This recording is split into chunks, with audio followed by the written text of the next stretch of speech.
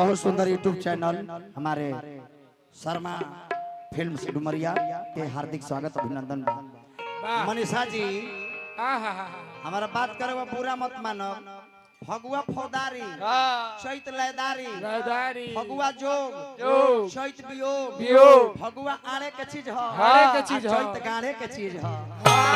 जितना गाड़ा जितना चैत भर में गाड़ दी रहुआ तुम गहरा खान के हाँ चैता गाड़े के चीज हो। चैता गावला के मन ना हो ना भाई गाड़ा ब्यास लोग चैता थोड़ी गावले। ब्यास लोग चैता उठा के छोड़ दी ब्यास के वाला करस वाला के भार ब्यास के भांस बचैता गावे के ना ब्यास लोग चैता ना गावे। ब्यास लोग चैता के उठा के आ छोड़ देवेला।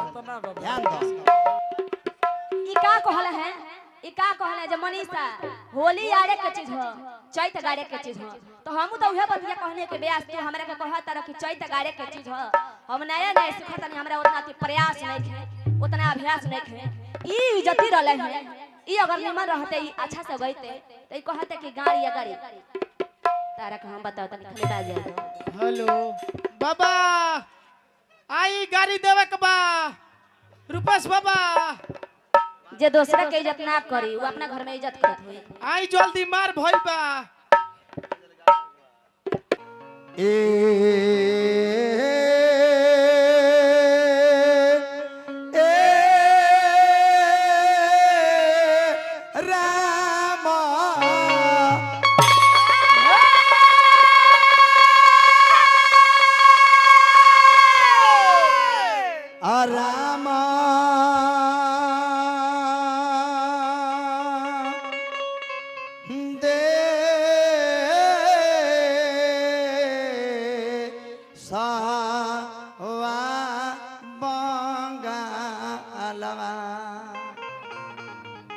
बहुत सुंदर यूट्यूब चैनल हमारे शर्मा फिल्म्स डुमरिया के हार्दिक स्वागत अभिनंदन। अरे बंगालवा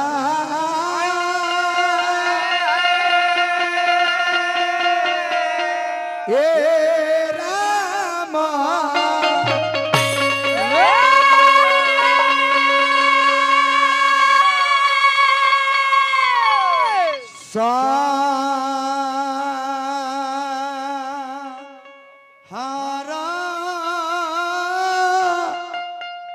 कलकत्ता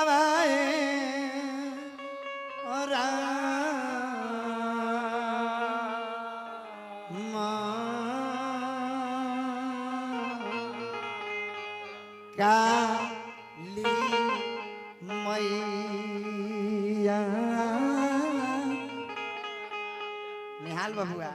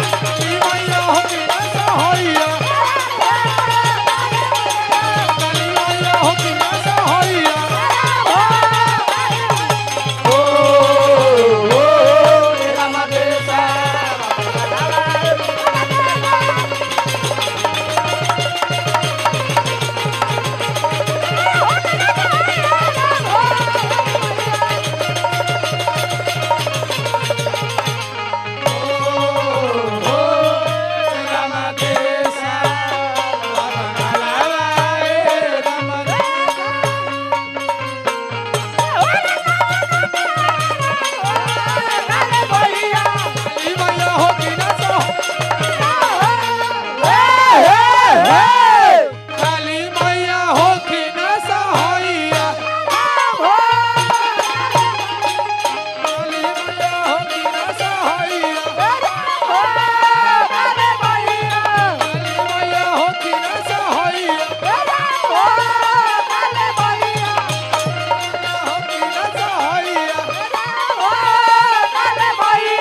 काली मैया हो कि न सहाइया